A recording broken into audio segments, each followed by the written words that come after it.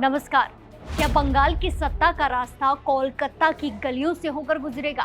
क्या मुख्यमंत्री ममता बनर्जी अपने सबसे मजबूत किले को बचा पाएगी? और क्या भवानीपुर में शुवेंदु अधिकारी कोई बड़ा उलटफेर करने वाले हैं? आज हम बात करेंगे कोलकाता की 11 विधानसभा सीटों की, जहां इस बार कांटे की टक्कर है। अगले कुछ मिनटों में देखिए कोलकाता का पूरा सियासी गुणागणित। तो कोलकाता की इन 11 सीटों का गणित सिर्फ हार और जीत का आंकड़ा नहीं है, बल्कि ये पश्चिम बंगाल की भविष्य की दिशा तय करने का एक फैसला है। एक तरफ मुख्यमंत्री ममता बनर्जी की साख दांव पर लगी है, जिन्हें ये साबित करना है कि कोलकाता का दिल आज भी सिर्फ उनके लिए धड़कता है। तो दूसरी तरफ भाजपा के लिए ये चुनाव अपनी उस मेहनत को अंजाम तक पहुंचाने की कोशिश है, जो उन्होंने पिछले 5 से 7 सालों में बंगाल की गलियों और शहरी मध्यम वर्ग के बीच की है। कोलकाता की 11 विधानसभा सीटें। बंगाल चुनाव में राजधानी कोलकाता की 11 विधानसभा सीटें राज्य की सियासत का केंद्र मानी जाती है। ये सीटें सिर्फ संख्या के लिहाज से नहीं, बल्कि राजनीतिक संदेश और शहरी मूड तय करने के कारण बेहद अहम है। पिछले 3 विधानसभा चुनाव में कोलकाता की सभी 11 विधानसभा सीटों पर तृणमूल कांग्रेस शानदार जीत दर्ज कराती आ रही है। इस बार भाजपा ने इसमें सेंध लगाने और कमल खिलाने के लिए पूरी अपनी ताकत झोंक रखी है। इन सीटों पर उच्च और मध्यम वर्ग से लेकर झुग्गी बस्तियों के निवासी, अल्पसंख्यक समुदाय और कामकाजी वर्ग का मिश्रण चुनावी परिणामों को जटिल बनाता दिखता है। चुनाव आयोग ने प्रशासनिक रूप से इन 11 सीटों को 2 जिलों और उत्तर कोलकाता और दक्षिण कोलकाता में बांट रखा है। इसमें भवानीपुर खुद मुख्यमंत्री और तृणमूल सुप्रीमो ममता बनर्जी का गृह और परंपरागत विधानसभा क्षेत्र है, जो इस क्षेत्र को राजनीतिक रूप से और भी हाई प्रोफाइल बनाता है। राज्य की सबसे हाई प्रोफाइल भवानीपुर सीट पर इस बार बेहद दिलचस्प मुकाबला है, जहां ममता के विरुद्ध भाजपा की तरफ से उनके पूर्व सहयोगी और विधानसभा में नेता प्रतिपक्ष शुवेंदु अधिकारी चुनावी मैदान में ताल ठोक रहे हैं। इस सीट पर पूरे देश की नजरें गड़ी हुई है। ये चुनाव इस बात का भी गवाह देगा कि क्या कोलकाता की जनता पुरानी बुनियादी समस्याओं से आगे बढ़कर बदलाव चाहती है, या फिर वो टीएमसी की सामाजिक सुरक्षा वाली योजनाओं पर अपना फिर से भरोसा कायम रखेगी। भवानीपुर की वो गली जहां ममता दीदी का घर है, या जोड़ा सांको का वो व्यापारिक इलाका जहां मारवाड़ी और हिंदी भाषी समाज की धड़कन बसती है, हर जगह एक ही सवाल है, क्या टीएमसी अपनी जीत का चौका लगाएगी या भाजपा का कमल पहली बार शहर की मुख्य गलियों में खिलेगा? 2019 के बाद भाजपा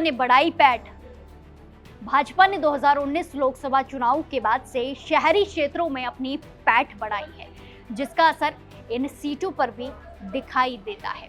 2021 की विधानसभा और 2024 के लोकसभा चुनाव में कोलकाता की कई सीटों पर भाजपा के वोट प्रतिशत में काफी वृद्धि देखी गई, बढ़ोतरी देखी गई।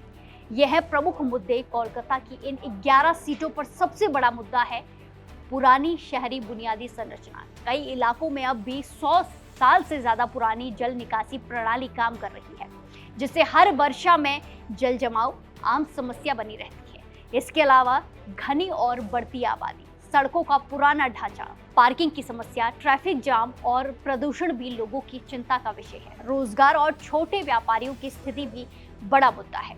युवा वर्ग निजी क्षेत्र में अवसरों की कमी को लेकर नाराज दिखता है। राजनीतिक समीकरण की बात की जाए तो तृणमूल का सबसे बड़ा भरोसा महिला वोट बैंक और अल्पसंख्यक समर्थन पर है। लक्ष्मी भंडार और अन्य सामाजिक योजनाओं का असर दिखता है। तो वहीं दूसरी ओर मुख्य विपक्षी भाजपा बदहाल शहरी व्यवस्था, बढ़ते घुसपैठ और परिवर्तन जैसे मुद्दों पर चुनाव लड़ रही है। वाम मोर्चा और कांग्रेस भी पारंपरिक वोट बैंक को फिर से जोड़ने की कोशिश में जुटे हुए दिखाई देते हैं। हालांकि संगठनात्मक मजबूती के मामले में वो तृणमूल और भाजपा से काफी पीछे दिखते हैं। सीट दर सीट मुकाबला दिलचस्प। कोलकाता की 11 सीटों में सामाजिक विविधता साफ दिखती है। इसमें कोलकाता, कोट, चौरंगी, एंटाली और श्यामपुकुरू में अल्पसंख्यक वोट निर्णायक भूमिका निभाते हैं। भवानीपुर और बालीगंज में उच्च मध्यम वर्ग, गुजराती, मारवाड़ी और हिंदी भाषी, रांस बिहारी और बेलेघाटा में शिक्षित वर्ग, जोड़ासांको में व्यापारी, मारवाड़ी और हिंदी भाषी, काशीपुर में श्रमिक और मानिक तल्ला में मिश्रित मध्यम वर्ग निर्णायक भूमिका निभाते हैं। कई सीटों पर हिंदी भाषियों का प्रभाव। कई सीटों पर हिंदी भाषी मतदाता का भी खास प्रभाव देखने को मिलता है, जिसमें जोड़ासांको, श्यामपुकुरू, काशीपुर, बेलगछिया और चौरांगी में इनका प्रभाव सबसे ज्यादा निर्णायक माना जाता है।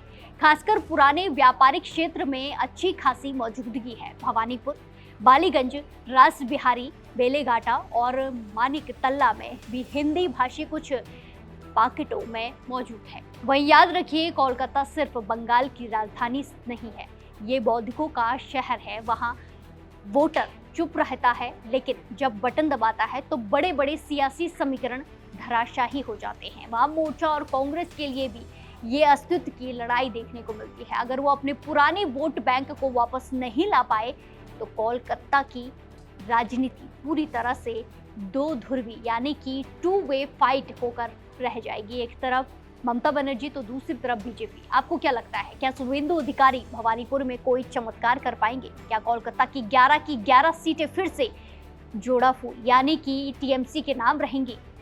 आपकी क्या कुछ राय है, कमेंट्स में जरूर बताएं। और ऐसी ही देश और दुनिया की खबरों के लिए जुड़े रहिए दैनिक जागरण के साथ। और अगर वीडियो आपको पसंद आए तो वीडियो को लाइक करें, चैनल को सब्सक्राइब करें। नमस्कार।